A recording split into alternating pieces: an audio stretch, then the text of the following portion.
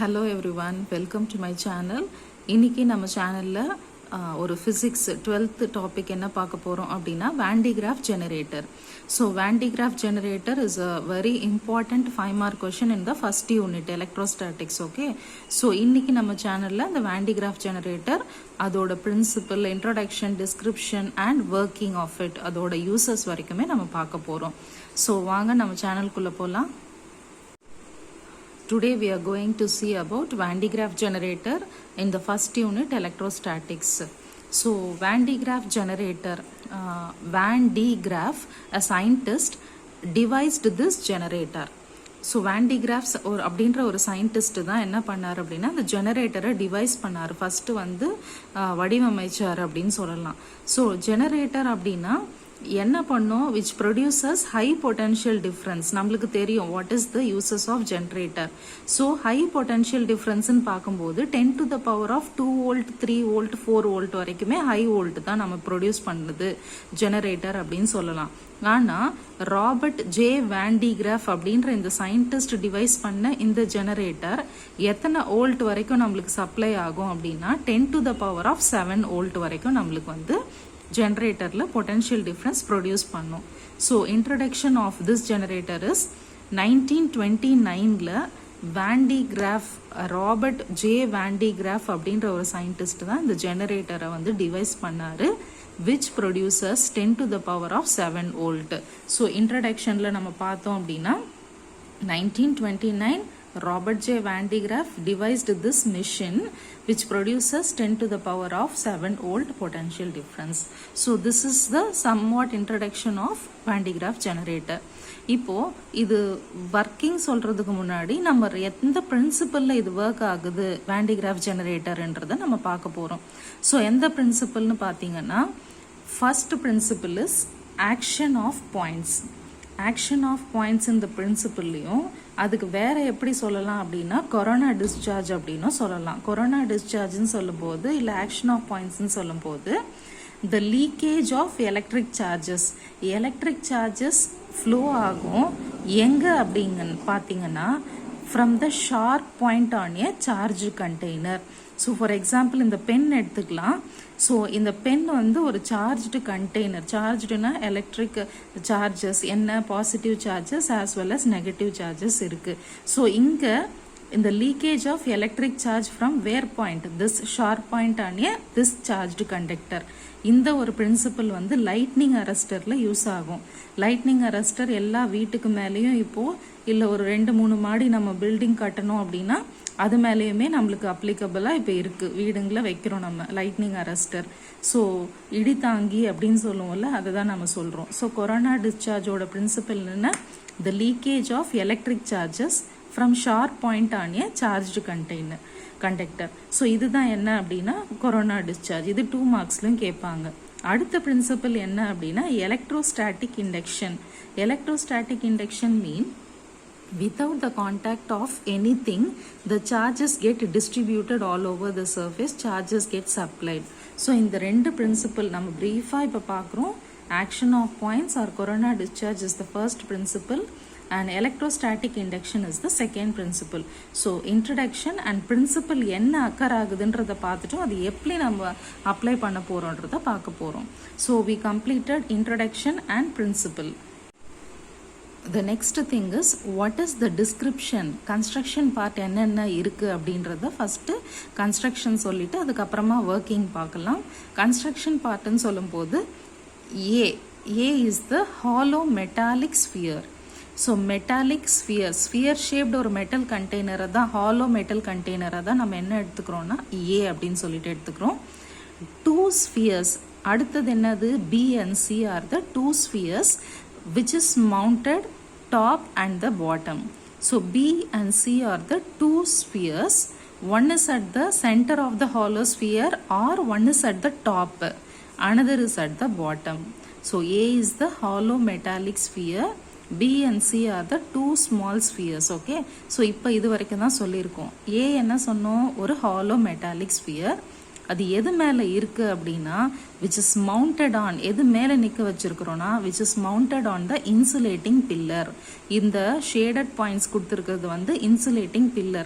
அது மேலே அந்த ஹாலோ மெட்டாலிக் ஸ்பியரை நம்ம மவுண்ட் பண்ணி வச்சுருக்கோம், பிளேஸ் பண்ணி வச்சுருக்கோம், நிற்க வச்சுருக்கோம். ஸோ இன்சுலேட்டிங் பில்லர்னா என்னது? இந்த எலக்ட்ரிக் சார்ஜஸ் கரண்ட் வந்து இதில் பாஸ் ஆகாது, அதுக்கு பேர் தான் insulating pillars. Okay, so A is the hollow metallic sphere which is mounted on the insulating pillar. B and C are the two small spheres.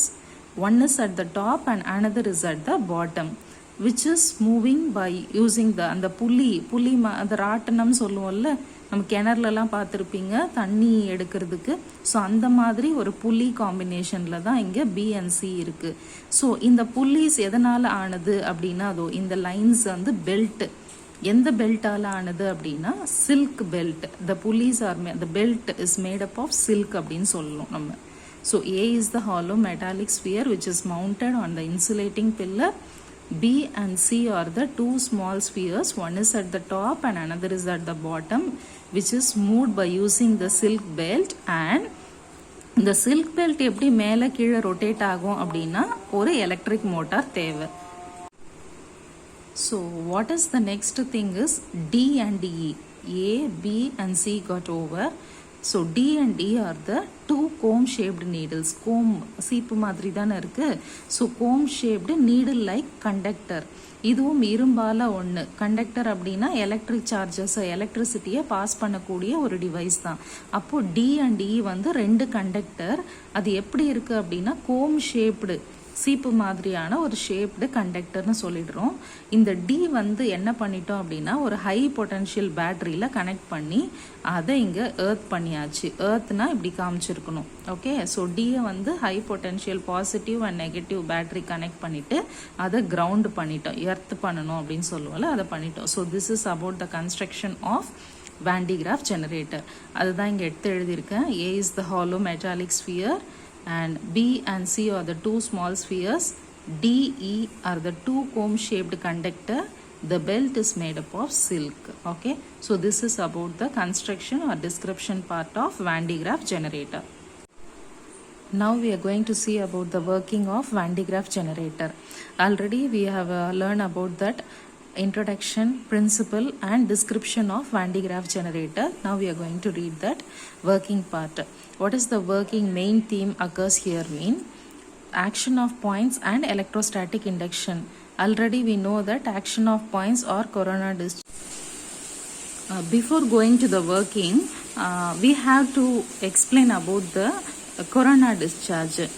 Already I told no what is corona discharge. The leakage of electric charges from the sharp point on a charged container.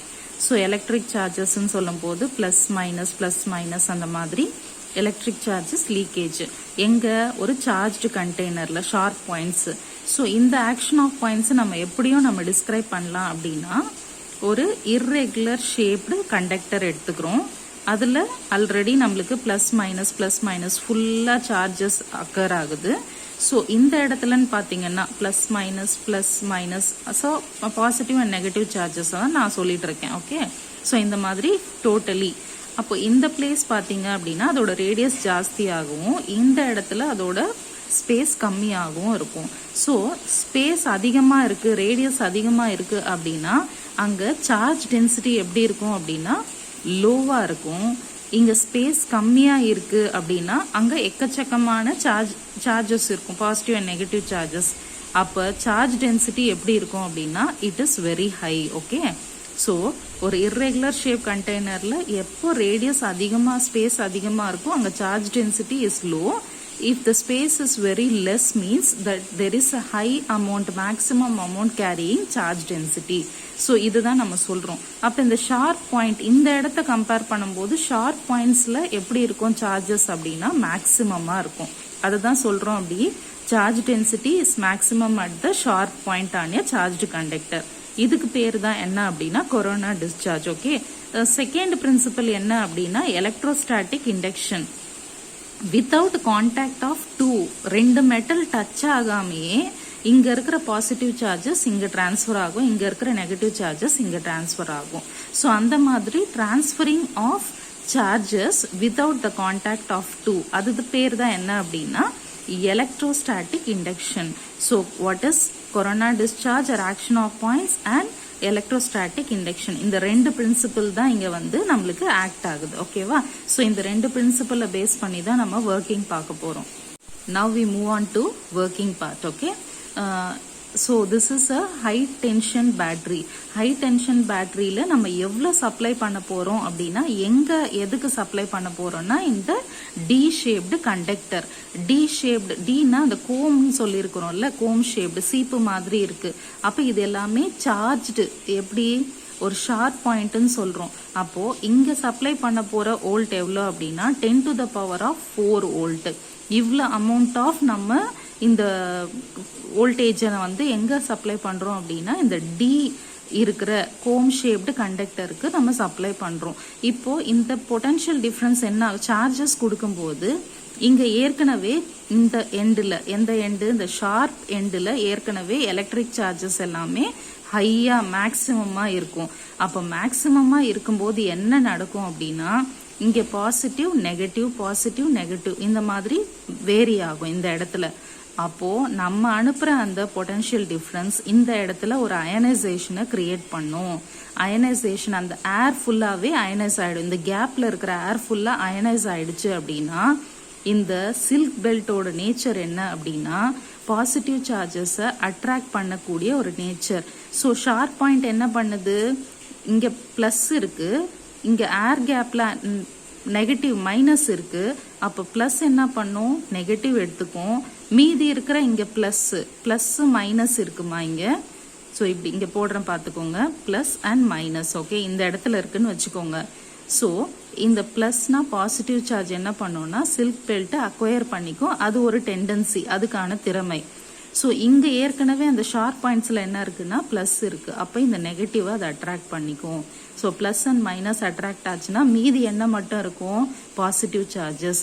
அப்போ அந்த positive charges எல்லாமே எங்க போகும் அப்படின்னா it reaches the upwards, இந்த ஸ்பியருக்கு reach ஆகும். இது எப்படி ரீச் ஆகும் இங்க இருக்கிறது அப்படின்னா நம்ம ஒரு மோட்டார் யூஸ் பண்றோம். இந்த மோட்டார் யூஸ் பண்ணி தான் அந்த புள்ளியை வந்து நம்ம மேலே கீழே வந்து நம்ம எடுத்துட்டு போறோம். ஸோ இந்த ரொட்டேட் ஆகிறதுக்கான காரணமே அந்த எலக்ட்ரிக் மோட்டார் தான். அப்போ இந்த இடத்துல அந்த ஏர் அயனைஸ் ஆகி அந்த பெல்ட் பாசிட்டிவ் சார்ஜஸ் அக்வயர் ஆகுதுன்னா அது மேலே எப்படி போகும்னா by using this electric motor and reaches. எந்த இடத்துல ரீச் ஆகும் அப்படின்னா it reaches the position B. Bன்ற ஸ்பியருக்கு ரீச் ஆயிடுச்சு. ஸோ எந்த டைரக்ஷன்ல போகுது, அப்வர்ட் டைரக்ஷன். நம்ம அதையும் நம்ம இண்டிகேட் பண்ணிட்டோம். ஸோ இந்த ஆக்ஷன் ஆஃப் பாயிண்ட்ஸ் நடக்கிறதுனால இங்க ஏர் கேப் அயனைஸ் ஆகி இந்த பாசிட்டிவ் சார்ஜஸ் எல்லாமே it moves upwards by using the electric motor and reaches the comb E. எந்த கோமை வந்து இது ரீச் ஆகுது அப்படின்னா மேல இருக்கிற அந்த கோம் ஷேப்டு நீடில் ரீச் ஆகுது. இங்க என்ன நடக்கும் அப்படின்னா நெகட்டிவ் ஆல்ரெடி இங்க பொட்டன்ஷியல் சப்ளை ஆயிருக்கும். இப்போ இந்த இடத்துல ஆக்ஷன் ஆஃப் பாயிண்ட்ஸ் பார்த்தோம். இந்த இடத்துல எலக்ட்ரோஸ்டாட்டிக் இண்டக்ஷன். அப்ப ரெண்டு பிரின்சிபலுமே அக்கர் ஆயிடுச்சா, இங்க அயனைசேஷன் ஆகுது, கொரோனா டிஸ்சார்ஜ் ஆகுது, ஆக்ஷன் ஆஃப் பாயிண்ட்ஸ் முடிஞ்சுது. இங்க எங்க எலக்ட்ரோஸ்டாட்டிக் இண்டக்ஷன் செகண்ட் பிரின்சிபல் எப்படி அக்கர் ஆகுது அப்படின்னா இது ஈமா, இதையும் கோம் ஷேப்டுன்னு எழுதிக்க போறீங்க. ஸோ இந்த பாசிட்டிவ் சார்ஜஸ் இது வரைக்கும் இருக்கு. இந்த இடத்துல மறுபடியும் அயனைசேஷன் நடந்தது அப்படின்னா positive negative. So negative negative என்ன பண்ணும் அப்படின்னா ரிப்பல் ஆகும், விலகும். பாசிட்டிவ் நெகட்டிவ் தான் அட்ராக்ட் ஆகும், பாசிட்டிவ் பாசிட்டிவ் ரிப்பல் ஆகும்.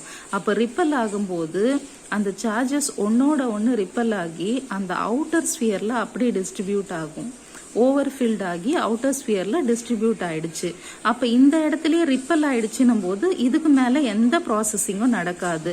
அப்ப அந்த லெஃப்ட் பெல்ட், இந்த பெல்ட் தானே சில்க் பெல்ட், அப்ப left belt will come as uncharged. எந்த சார்ஜஸ் கேரி பண்ணாம அந்த பெல்ட் வந்து மறுபடியும் ரீச் ஆகும். Again ionisation occurs.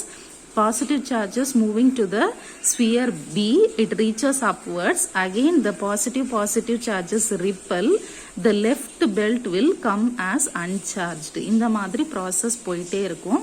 இங்க பாசிட்டிவ் சார்ஜஸ் எல்லாமே அவுட்டர் ஸ்பியர்ல டிஸ்ட்ரிபியூட் ஆகும். ஒரு சர்டைன் பொசிஷனுக்கு அப்புறமா என்ன ஆகும்னா the charges get leaked. Leakage நடக்கும். இங்க லீக்கேஜ் நடக்க போகுது. அது அடுத்த பார்ட். எந்த பார்ட்னு பாத்தீங்கன்னா இன்ட்ரடக்ஷனுக்கு அப்புறம் பிரின்சிபலுக்கு அப்புறம் கன்ஸ்ட்ரக்ஷனுக்கு அப்புறம் ஒர்க்கிங்க்கு அப்புறம் அடுத்த பார்ட் என்ன நடக்குது, லீக்கேஜ். ஸோ லீக்கேஜ்னா it starts leaking towards the outer sphere. அப்போ the leakage can be overcome by kept this container in a steel chamber. ஒரு ஹை ப்ரெஷர் ஸ்டீல் சேம்பரில் வைக்கும்போது அந்த லீக்கேஜை நம்ம வந்து ஒரு ஓவர் கம் பண்ண முடியும். ஸோ இதோட யூசஸ் என்ன, லாஸ்ட்டாக நம்ம யூசஸ் பார்க்க போகிறோம். எதுக்கு யூஸ் ஆகுது, producers the 10 to the power of 7 volt. எதுக்கு அப்படின்னா நியூக்ளியர் டிஸ்இன்டிகிரேஷன், அட்டாமிக் பவர் பிளான்ஸில் இருக்கட்டும் இல்லை வேற ஏதாவது ஆல்ஃபா பார்ட்டிகல்ஸ் ஏதோ ஒன்று நியூக்ளியர் டிஸ்இன்டிகிரேஷனும் போது நம்மளுக்கு world wise many uses. So அதை வச்சு நம்ம யூசஸ் பார்த்துக்கலாம். So the uses is producing 10 to the power of 7 volt and it is mainly used in the nuclear disintegration purpose. So this is the construction part, introduction, principle, construction, description, construction, working, leakage, uses of Van de Graaff generator. This is the most asked question.